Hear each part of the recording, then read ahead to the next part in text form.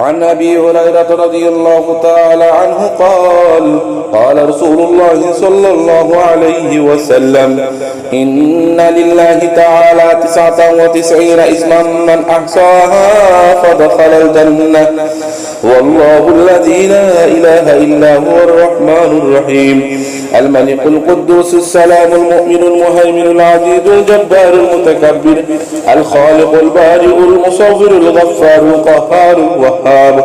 الرزاق الفتاح العليم القابض الباسط الخافض الرافع المعز المذل السميع البصير الحكم العدل اللطيف الخبير الحليم العظيم غفور شكور عليم الكبير الحفيظ المقيت الحسيب الجليل الكريم الرقيب المجيب الواسع الحكيم الودود المجيد الباعث الشهيد الحق الوكيل القوي المتين الولي المعدي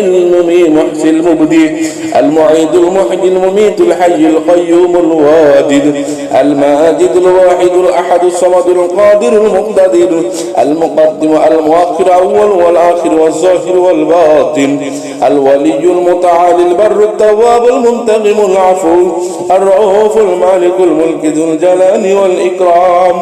المقصد الجامع الغني المغني المانع الضار النافع النور الهادي البديع